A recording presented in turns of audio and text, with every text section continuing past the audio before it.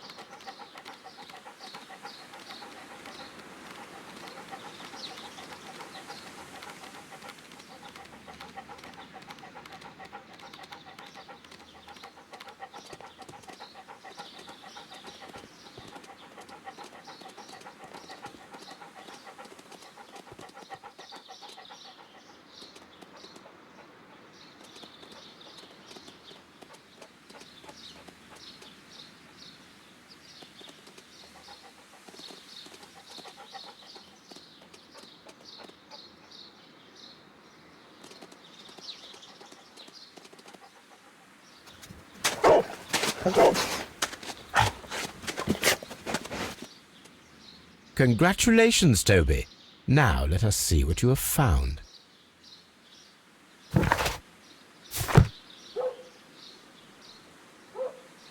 This is the bottle that was used in the laboratory. It was buried here.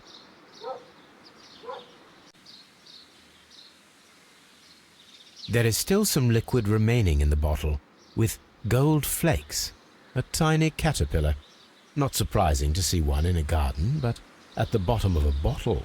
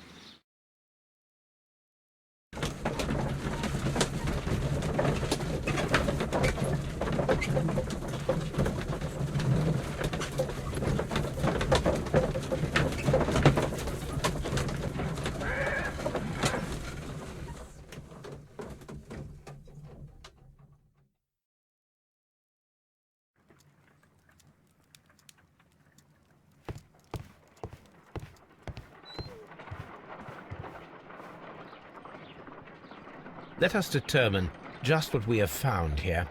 Let us pour liquid from the bottle into a test tube to perform an analysis.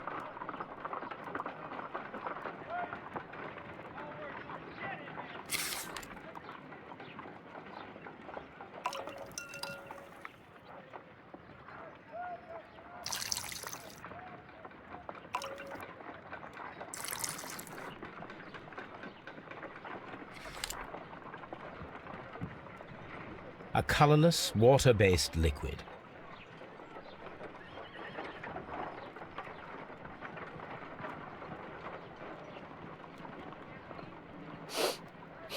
Quite a strong floral aroma.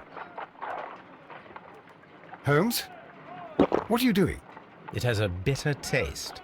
What if it's poisonous? Did you ever see poison stored in enormous jars like that? Anyway, there is a doctor nearby. So what do you think it is? It is some kind of organic compound. Let us vaporize the liquid and see what happens.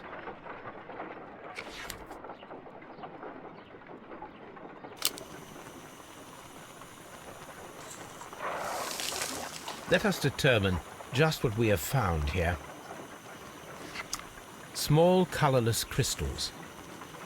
Colorless, tiny crystals that are soluble in water, with a floral smell and a bitter taste. Watson, could you pass me that small bottle, please? Of course. Here you are. Holmes, do you know what it is? Wagner's reagent. There was a label on the bottle that you passed to me. No, Holmes, I meant the bottle that we found. Let me add the reagent and see if there is any sediment, and then I shall tell you. I need to take a pipette and make several drops of the reagent.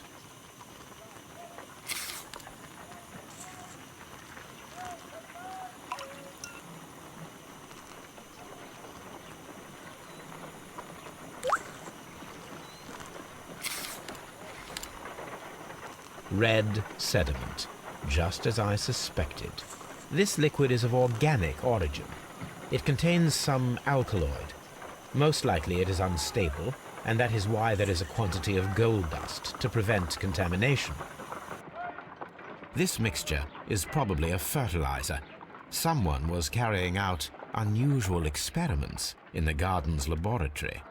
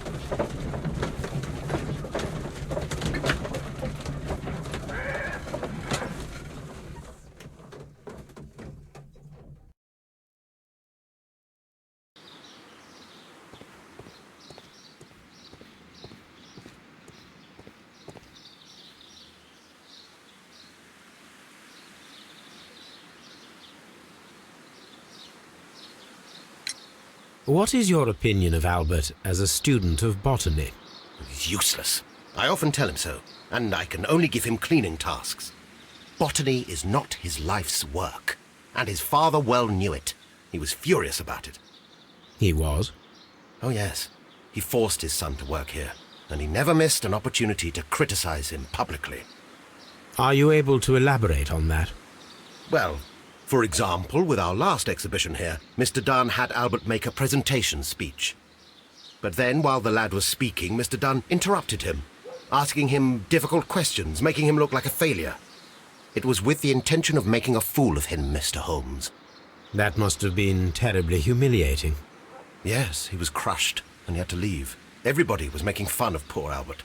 That is, except for Miss Margaret White, who is such a nice lady and who always takes pity on Albert. You mentioned a Miss White.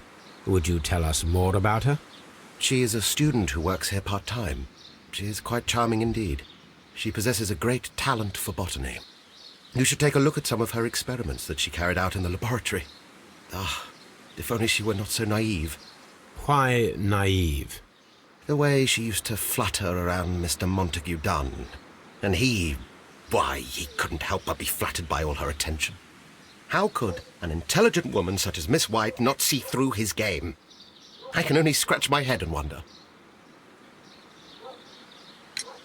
Mr. Hamish, was someone from your family connected with Kew Gardens? Family? No. I'm the only one with a passion for botany.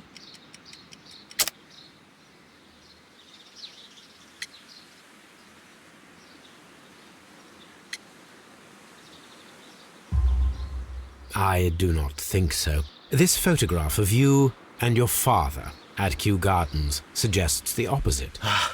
But you have no right to. Do tell us more about your father. He was, indeed, the greatest botanist of his time in the British Empire. He worked together with Montague Dunn until the end of his life. He brought me in at the age of 12. Did he get on well with Mr. Dunn? No, I couldn't say that. They expanded Kew Gardens together, that was all. And it was all my father's work, for Dunn always lived the high life. So Mr. Dunn was not helping your father? Oh, yes, he provided the financial support. And as far as he was concerned, that fulfilled his role. But the worst of it was, he declared himself as the master of Kew Gardens. Fame meant nothing to my father, so it was easy for Mr. Dunn to take all the credit. Are you aware of the Divine Syndicate? The Divine what? Is this a joke? No, I am quite serious. What a ridiculous name. Anyway, I have never heard of this syndicate. There is a bust of Montague Dunn in the nursery. A bust? Oh, that old thing. Further proof of that outrageous ego of his. But why in that room, in particular? Oh, I don't know, but it has always been there.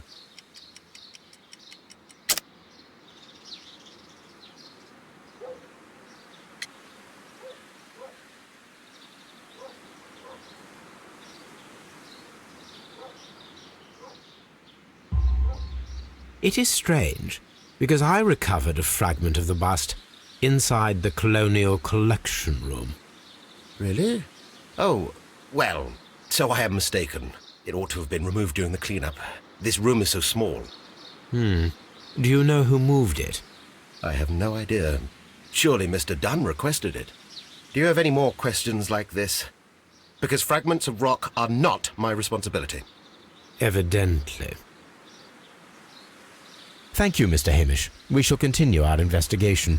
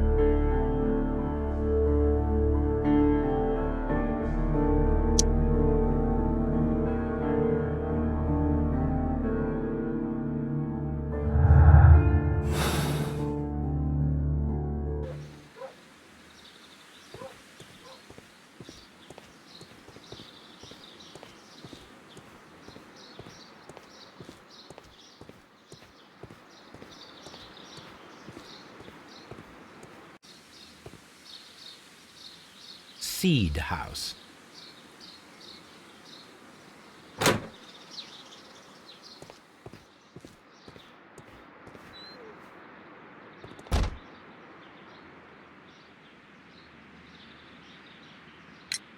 The Divine Syndicate.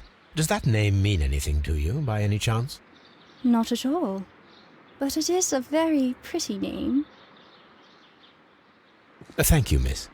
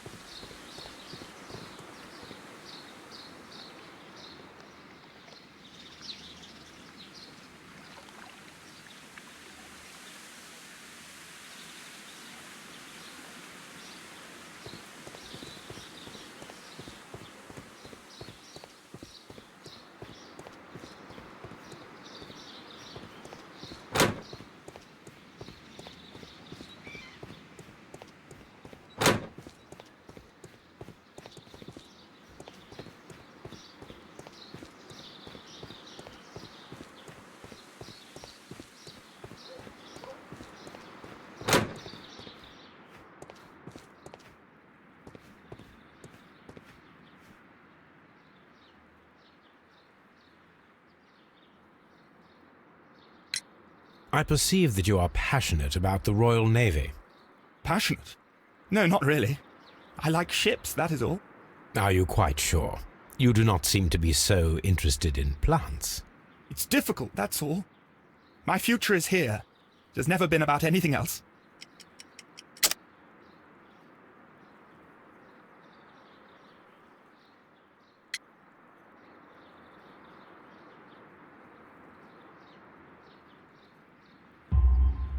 And yet I know that the Royal Naval College rejected your application.